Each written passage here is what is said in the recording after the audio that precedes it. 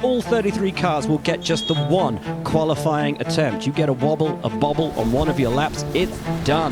No redos. 30 to 33rd locked in. Then the top 12 fight to advance for the Firestone Fast 6, and then we run for pole.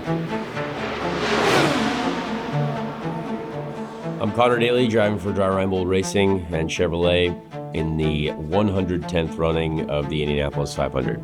This will be my 13th Indy 500 attempt. Obviously, I was working in the off-season on trying to be full-time again. I mean, that's my goal, is to be a full-time IndyCar driver. And, the things didn't align.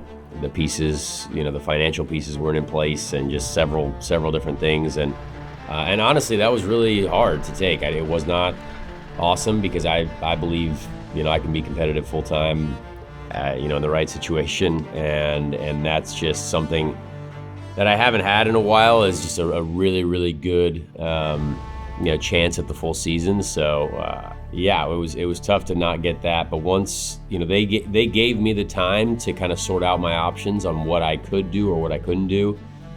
And they waited for me. And so that was really nice for them to be like, hey, look, we know where your goals are. We know what you want to do. But, we think we'll have a really good shot at winning the Indy 500. And at the end of the day, it does seem like it was a really good choice. It is painful to watch most of the weekends, but every day we've been competitive on this racetrack so far, and it's my best qualifying effort so far with this team. And we're starting at the front of the Indy 500, so I guess everything happens for a reason.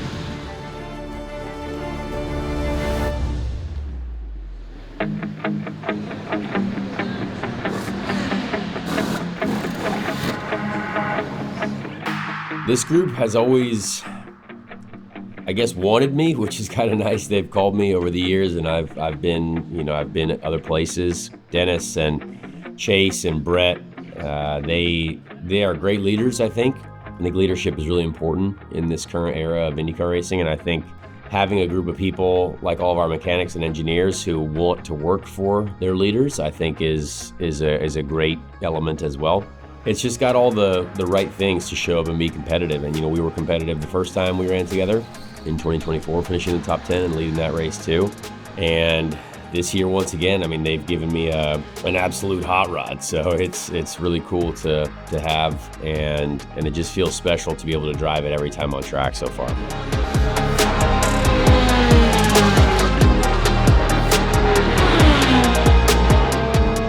Qualifying weekend is a big deal here, because we all have a random draw to go, and conditions are super important for these cars. Every degree changes the way the car handles, the way the tires degrade, the way the engine performs. The hotter it gets, usually the worse it is. And so usually an early draw is really, really strong. We saw that over the weekend as well, but this weekend specifically, every car got one run.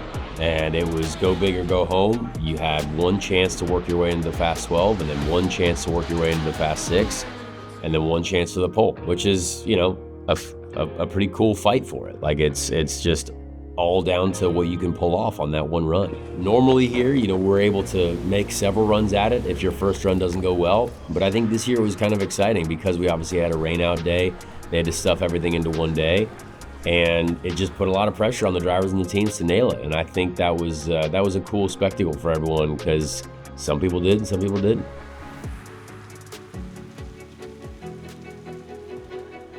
I almost think it's 50-50 mental and physical, because there's a lot of situations where you could make dumb decisions, a lot of situations where you could kind of take a bit of a gamble, and sometimes you get lucky, sometimes you don't. But, physically, being prepared physically is very important the day before, the weekend before. These 2 weeks, it's easy to get, kind of worn down. We're working every single day in the car. Like we've been doing a lot of laps. We've been doing a lot of early mornings, and the crew guys too have been doing a ton as well. So you got to stay ahead of it, and that's part of our job, and that's what we do. So we're definitely working on it. But when it comes to the actual race, it's hard to say it's anything other than 50-50 mental, physical.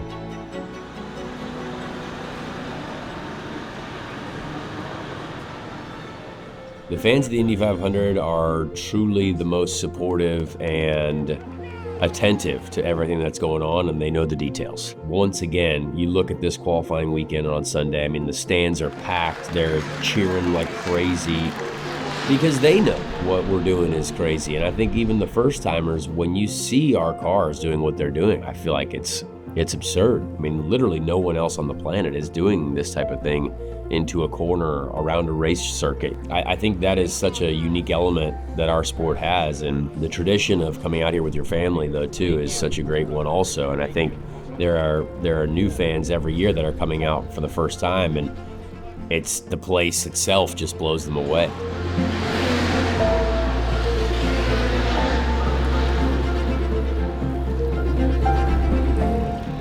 I mean, I'm not really that special. I'm just a guy who tries to work hard at doing my job, and I'm getting to live my dream, and I'm very thankful for it, and I put a lot of work into it. I care so much about being able to go out and compete, and I'm so driven to be better every day. There's a lot of people who don't know me who like to formulate opinions that are just wrong because they just haven't got a chance to actually interact with me. If you actually know me, I think you know how much passion I have for this sport and like doing everything I can to not only make it better, but just contribute in a positive way. And I want to see the sport grow. I want to be a fan of it for many years, even after I'm driving. And I want to see other drivers like myself get to experience a lot of the same feelings that I've got to experience because they are truly amazing. Nothing's ever been given to me. So I want to be able to make sure people know that, and that it's like, hey, this is something that I really care about, and I'm not gonna give up on. Daly starts his run to make it to the Firestone Fast 6. 2:31.063. If he can find just a shade of time, it will be enough for him. All right, found a bit of speed. He's getting quicker. Jack Harvey will like that. The crowd likes that. He is the home hero. Whoa! This place absolutely adores him, and he's starting to take liberties over the yard of bricks. One more lap to run for Conor Daly. It's a 2:30.4 for Conor Daly. Dropping time. Needs a massive final lap. Needs a huge one. He's right with McLaughlin. Daly through 3. He's closing. In the short chute. He's closing. Through 4. He is closing. There's going to be inches in it. Can Daly make it through? Can he get into the Firestone Fast 6? The crowd roars him home. And over the line. He's 6th. He's in. Unbelievable. Getting into the Fast 12 was an awesome feeling, and getting into it safely, very, very safely in third is super satisfying. That meant that we had some time to think about things and watch some cars go and knew what we had to do.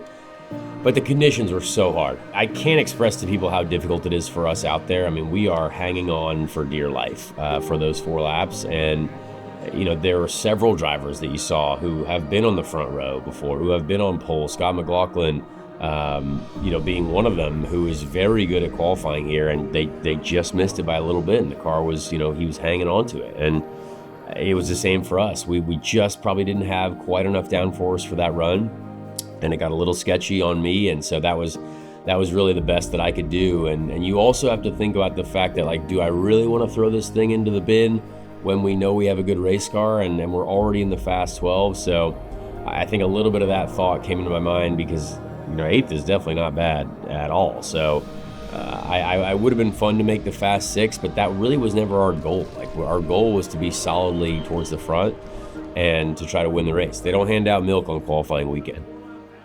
I knew the car was fast, and so that was kind of a guarantee. But until you get out there and do those 4 laps with everyone else, you really don't know what everyone's got, because that's the only time all month where you see one by one just going for it. And we had a great run. The first run probably was my 4 best laps I've ever done here in qualifying.